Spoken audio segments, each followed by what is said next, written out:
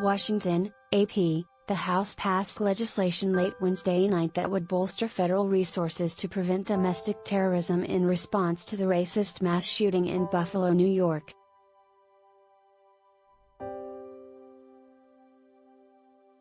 The 222 to 203, nearly party line vote was an answer to the growing pressure Congress faces to address gun violence and white supremacist attacks, a crisis that escalated following two mass shootings over the weekend.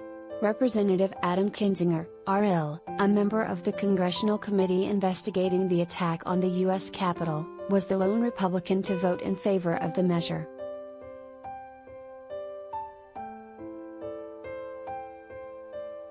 But the legislative effort by Democrats is not new. The House passed a similar measure in 2020 only to have it languish in the Senate. And since lawmakers lack the support in the Senate to move forward with any sort of gun control legislation they see as necessary to stop mass shootings, Democrats are instead putting their efforts into a broader federal focus on domestic terrorism.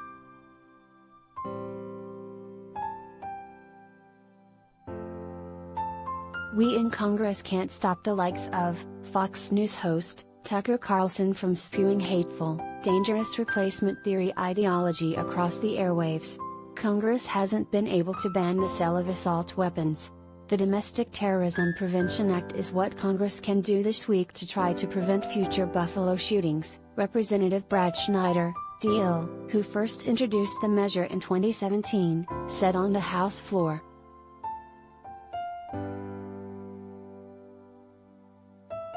The measure seeks to prevent another attack like the one that took place in Buffalo on Saturday, where police say an 18-year-old white man drove 3 hours to carry out a racist, live-streamed shooting rampage in a crowded supermarket.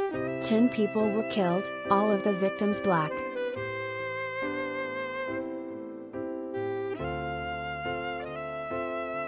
Supporters of the bill say it will fill the gaps in intelligence sharing among the Justice Department, Department of Homeland Security and the FBI so that officials can better track and respond to the growing threat of white extremist terrorism.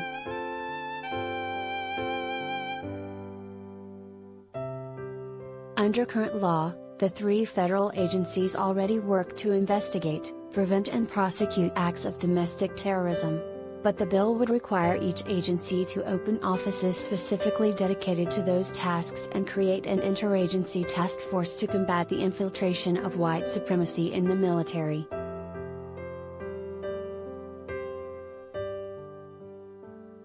The Congressional Budget Office estimates the bill would cost about $105 million over 5 years, with most of the money going toward hiring staff.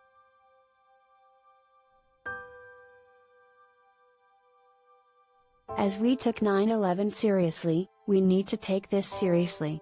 This is a domestic form of the same terrorism that killed the innocent people of New York City and now this assault in Buffalo and many other places, said Senator Dick Durbin, DL, who is sponsoring an identical bill in the Senate.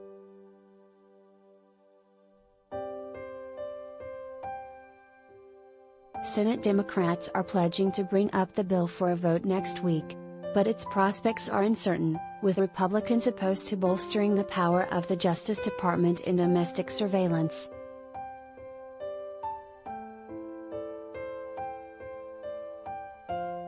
Republican lawmakers assert that the Justice Department abused its power to conduct more domestic surveillance when Attorney General Merrick Garland issued a memo in October aimed at combating threats against school officials nationwide. They labeled the memo as targeting concerned parents.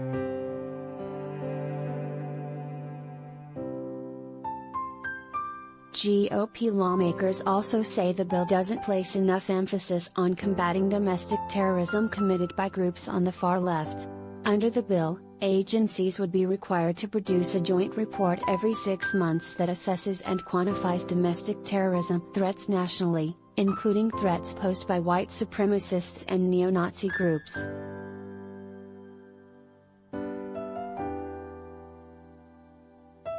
This bill glaringly ignores the persistent domestic terrorism threat from the radical left in this country and instead makes the assumption that it is all on the white and the right, said Representative Terrorism, Republican, California.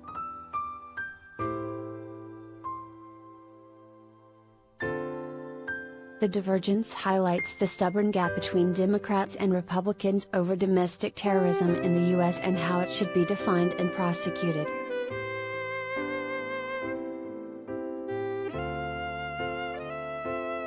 For decades, terrorism has been consistently tied with attacks from foreign actors, but as homegrown terrorism, often perpetrated by white men, has flourished over the past 2 decades, Democratic lawmakers have sought to clarify it in federal statute.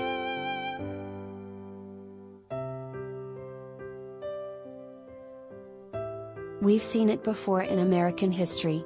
The only thing missing between these organizations and the past are the white robes, Durbin said.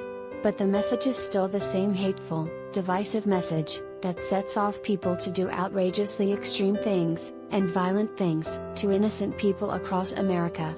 It's time for us to take a stand.